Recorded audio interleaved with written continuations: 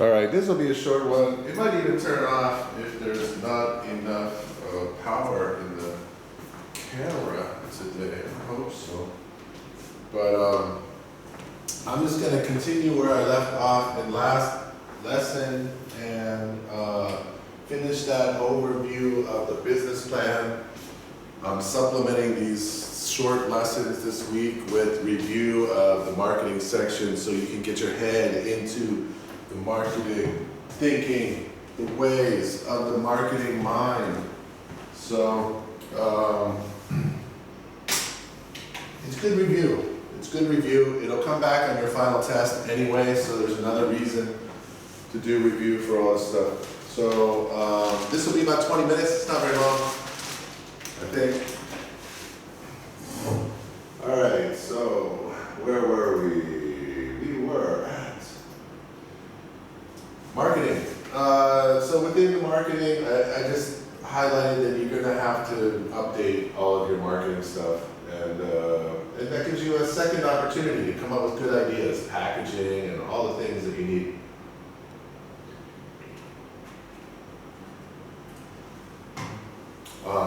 Okay, so packaging is fun, right? Everybody loves packaging, and packaging can help with competitive advantages.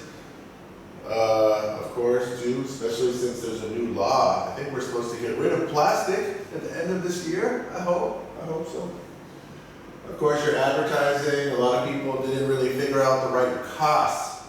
This is really important because you really need to know the prices of what you're gonna, how much money you're gonna spend on promotion.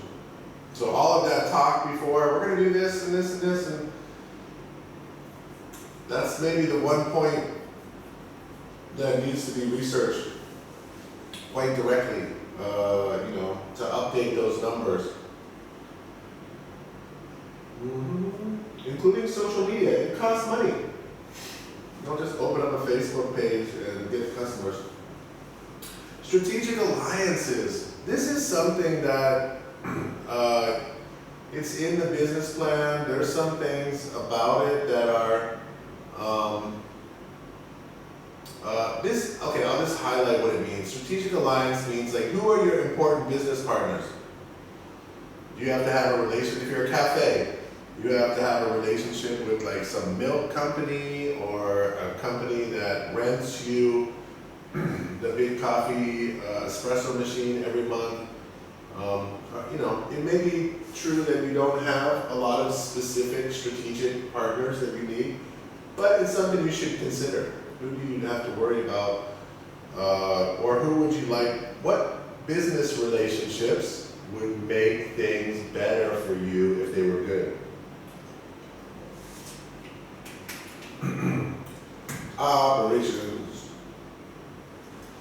Operation, sourcing and fulfillment. This is going to be 2 weeks of your work. All these things that you need to buy. Are you buying products from overseas? Probably not. But you do have suppliers. You have tons of suppliers. You have to know the technology that you need for your business, what equipment you need to buy, how many tables and chairs in your cafe or whatever, how much money it's going to cost to fit, all those fitness machines. Somebody's doing a gym, that's a lot of costing. You have to spend a lot of time figuring out those costs. Everybody needs computers, right? You gotta buy a computer. You might have to buy software. There's a lot of things that show that you understand the cost. Like, if you're a restaurant,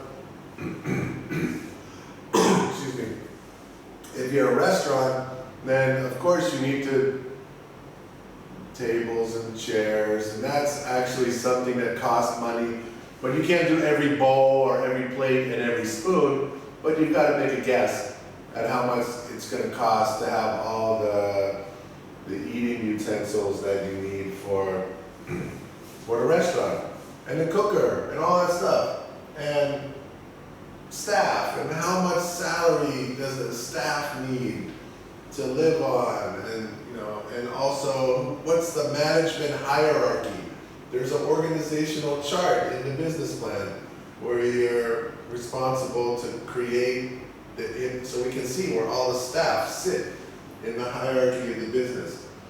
So the distribution system, how are you going to distribute? Are there costs of distribution? Of course, the distribution strategy is marketing, but this is the operation. This is like, well, how do I make a contract to rent a house for my business, right? How do I, what kind of money do I have to pay? How many months to do the rent? So do I need to buy motorbikes for my shippers? Am I going to have private shippers? Am I going to use the online services? So there's cost. That's what you're trying to figure out, cost, but you need to buy.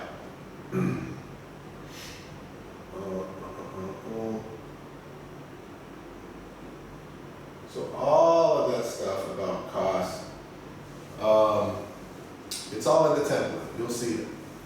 Risks and assumptions. Risks and assumptions. So there is one part in this plan that I really like, where it shows that you are aware of how the business environment affects you. And it says risks. And you would pick, you know, out of all the things you can think of that can go wrong for the business, to come up with 5 different risks that could hurt your chances of success. So, to take a basic one, fire. Okay, so maybe you have a restaurant and you have a lot of kitchens and equipment, and there's a risk of fire. Okay, and then you'll talk about that risk and you'll say, okay, we have to get fire insurance. How am I going to balance that risk? What am I going to do to try to make that risk less? So there's a place where you do that, 5 different risks. I like it.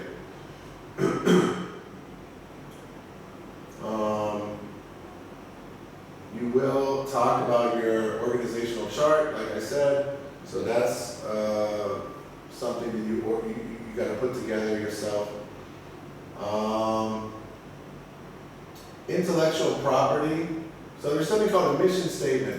We'll talk about that at the end of that'll be around the executive summary too, but it's a basic statement that everybody in your organization is focused on as understanding the company's direction and what they're trying to do. Intellectual property. Obviously everybody has a name, so everybody has a trademark that they have to be able to have. So what other intellectual property might we need to have? Mission statement is a bigger story. Intellectual property, of course. Business ownership structure, we talked about that already. Company history. Usually if it's your first business plan, you don't have a history except for, you know, maybe the experience of the partners who are starting the business. So that's kind of fun. Who's your, yeah, this stuff is okay. Then you get to the financial plan. The financial plan. A lot of stuff is happening here. And you'll have 2 more weeks to focus.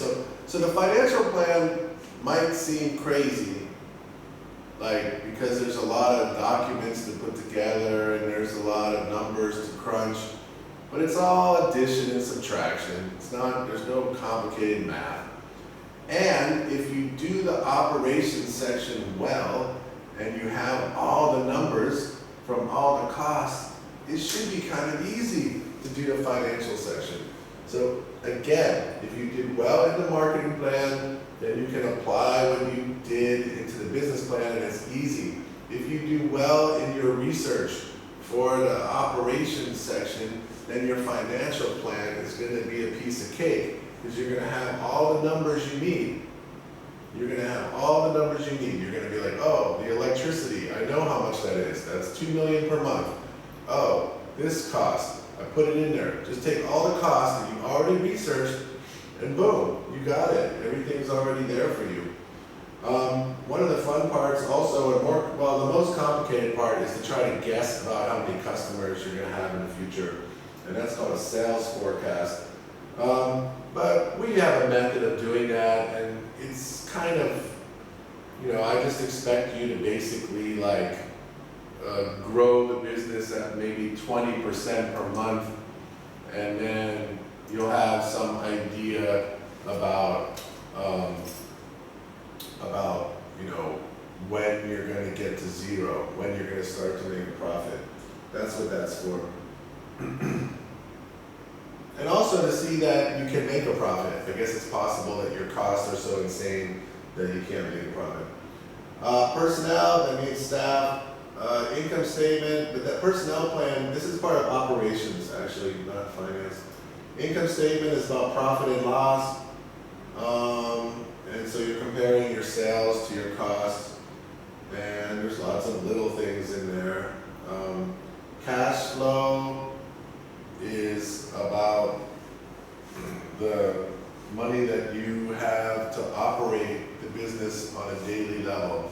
So cash flow can go up and down a lot in the first 6 months, depending on when you buy things and depending on the sales that you have. But you have to be able to pay your bills every month.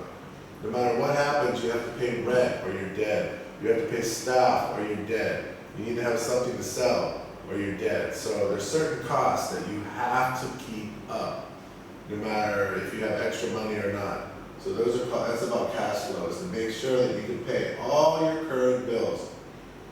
The balance sheet is something that we use in order to figure out the value of the company. So even when you invest in the company and you buy all the equipment and you have everything that you need, it's nothing negative, it's actually still got value. So all the investment that you put into the business and the comparison to, this gives you the overall value of the business. It starts, it starts at zero, right? And then it goes up, hopefully. The difference between a balance sheet and the others is that it's not a document that has time.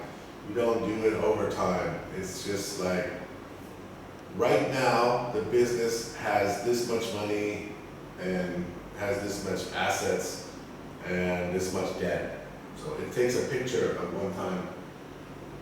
How you use your funds.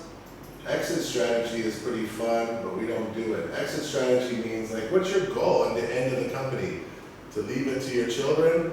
Is it to sell it to someone else? Or is it to expand it and then sell it? Or what? What's your plan for the future of this business? Key questions related to